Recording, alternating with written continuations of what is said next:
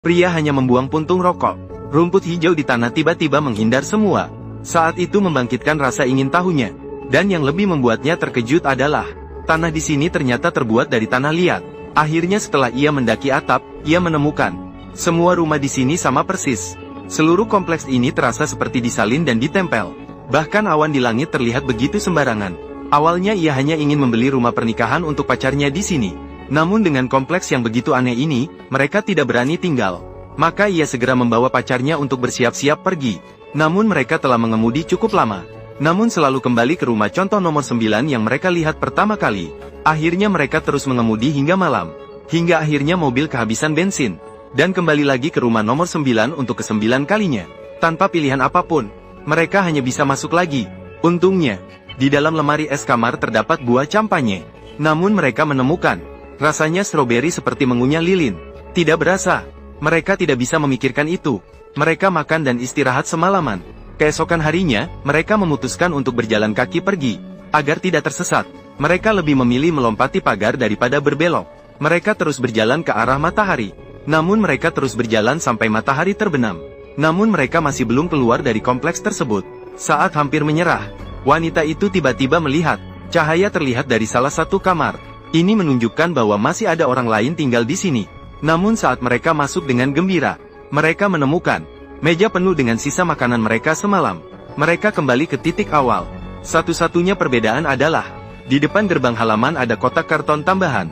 Di dalamnya berisi barang-barang dan makanan sehari-hari. Seperti ada yang memberi makan kepada mereka, atau mereka sedang diamati. Mereka berpikir siapa yang membawa mereka ke sini. Penjualan rumah yang tiba-tiba menghilang. Pria itu tiba-tiba merasa dipermainkan. Untuk membuat lawan berhenti, dia segera bertindak. Dia merespons dengan langsung menyalakan api di ruangan nomor 9. Dia ingin memaksa dalang di balik layar untuk muncul. Namun sampai mereka berdua melihat rumah terbakar menjadi abu. Namun tak seorang pun muncul. Akhirnya keduanya lelah, lalu tertidur lelap. Ketika mereka bangun, tiba-tiba ada kotak kardus lagi di depan mereka. Namun kali ini bukan makanan, melainkan seorang bayi yang hidup. Di kotak itu tertulis 3 kata. Hanya jika mereka membesarkan anak itu, mereka bisa mendapatkan kembali kebebasan. Dan yang lebih anehnya lagi, mereka melihat dengan mata kepala sendiri ruangan nomor 9 terbakar menjadi abu. Tiba-tiba ruangan itu muncul kembali tanpa cacat, tanpa pilihan. Kedua orang itu hanya bisa menerima kenyataan, menaruh harapan terakhir. Slogan penyelamat jiwa tertinggal di atap. Namun untungnya, bayi tumbuh dengan kecepatan yang hampir bisa dilihat dengan mata telanjang. Pada hari ke-98, sudah tumbuh seperti remaja belasan tahun. Dia tidak hanya seperti anak biasa, tetapi juga memiliki kemampuan meniru yang luar biasa. Hampir bisa mengulang percakapan mereka satu persatu. Padahal sebenarnya selama beberapa hari ini, pria itu tidak pernah menyerah pada pikiran untuk pergi. Sesuai dengan permintaan, sampah mereka harus dikumpulkan ke dalam kotak kardus. Lalu seseorang akan datang dan mengambilnya. Untuk bertemu dengan orang yang mengambil kotak kardus. Setiap kali mereka duduk di samping, menatap kotak kardus tanpa berkedip. Namun belum pernah berhasil. Kotak kardus selalu menghilang saat mereka lengah sejenak. Akhirnya pria itu menemukan cara. Karena seluruh dunia begitu palsu, mungkin jawabannya ada di bawah tanah. Dia ingin tahu apa yang ada di bawah permukaan tanah liat. Bagaimanapun, dia merasa gila setiap hari. Dia memutuskan untuk mulai menggali ke bawah tanah. Dia yakin asalkan dia menggali cukup dalam, dia pasti bisa terhubung dengan dunia nyata. Maka pria itu mulai menggali tanah siang malam. Dari berharap hingga akhirnya menjadi paranoid. Terkadang dia bahkan bisa mendengar suara dari bawah tanah. Dan dia juga menemukan, suara ini ternyata sama dengan yang dilihat anak laki-laki setiap hari. Suara dari acara TV aneh. Persis sama.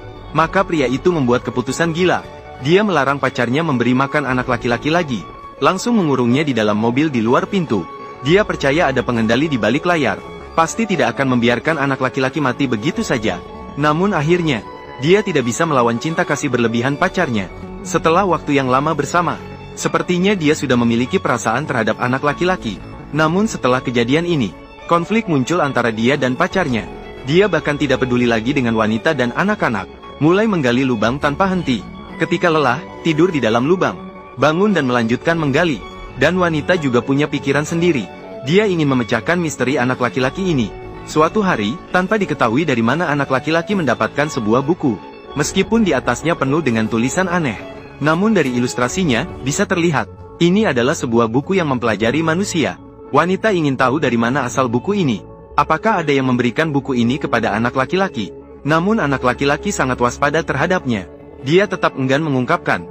Maka wanita pura-pura bermain permainan meniru dengannya. Memintanya meniru semua orang yang pernah dilihatnya. Akhirnya, ketika anak laki-laki meniru orang yang pernah dilihatnya hari ini, hampir saja membuat wanita kencing tak tertahan. Apakah kamu kembali bingung, ibu? Aku bukan ibumu. Apakah kamu kembali bingung? Aku. Bodoh, ini adalah rumahmu. Wanita akhirnya mulai takut. Dari peniruan anak laki-laki, terlihat, mereka yang mengendalikan mereka jelas bukan manusia. Namun anak laki-laki tumbuh dewasa dalam semalam. Sudah tidak lagi di bawah kendali mereka sepenuhnya. Wanita akhirnya menjadi budak anak laki-laki. Setiap hari dengan hati-hati melayani kebutuhan pakaian dan makanan anak laki-laki. Dia menemukan pacar. Mulai menyesali menghentikan pacar untuk membunuh anak laki-laki. Namun sekarang karena kelelahan jangka panjang, pacarnya sudah sakit parah. Tidak mampu melawan anak laki-laki yang kuat. Maka wanita mulai mencari solusi sendiri. Dia menemukan bahwa anak laki-laki membawa buku itu setiap hari saat pergi keluar. Seperti menghilang untuk pergi sekolah. Untuk mencari tahu kebenarannya, dia mulai mengikuti diam-diam. Namun selalu kehilangan jejak setiap kali. Hingga suatu hari, pria akhirnya menemukan. Dia menemukan mayat yang digali dari tanah. Mayat yang dibungkus dalam kantong plastik. Rasa takut membuatnya segera kembali ke permukaan. Dia ingin memberitahu wanita itu. Namun karena tubuhnya terlalu lemah, akhirnya terbaring di pinggir jalan. Ketika wanita itu menemukannya, dia sudah sekarat. Wanita ingin membawanya kembali ke kamar. Namun mereka terkunci di luar oleh anak laki-laki. Permintaan bantuan wanita diabaikan. Tanpa pilihan, mereka hanya bisa menghabiskan malam di dalam mobil di luar pintu. Namun tubuh pria semakin lemah. Wanita meminta bantuan pada anak laki-laki lagi. Namun anak laki-laki hanya memberinya satu kalimat. Mungkin sudah waktunya untuk melepaskannya. Akhirnya, wanita melihat pacarnya mati di pangkuannya. Sejak itu, dunia ini hanya tinggal dia sendiri. Jenazah pacarnya menjadi satu-satunya sandaran baginya. Namun saat itu anak laki-laki membawa kantong mayat. Wanita hancur. Namun dia tidak bisa mengubah apapun. Hanya bisa melihat pacarnya dikemas dalam kantong mayat. Menggali. Lalu melemparkannya ke lubang yang digalinya sendiri.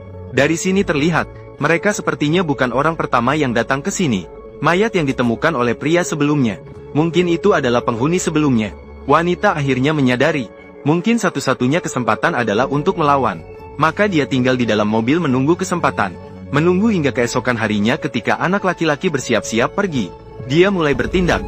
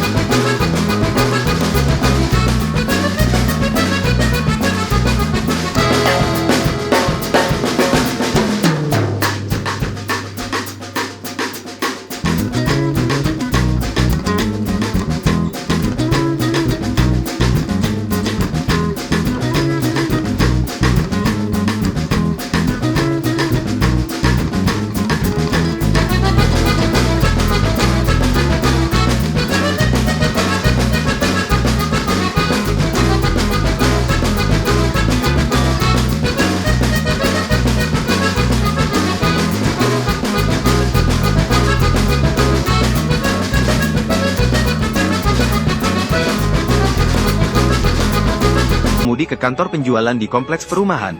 Awalnya melayani penjualan untuk pria dan wanita. Saat ini telah menjadi seorang manula yang menua.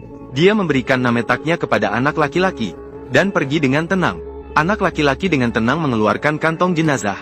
Setelah menyelesaikan pemrosesan jenazah penjual tua, dia menggantikan tempatnya dan duduk di sana. Menunggu dengan tenang kedatangan pembeli rumah berikutnya.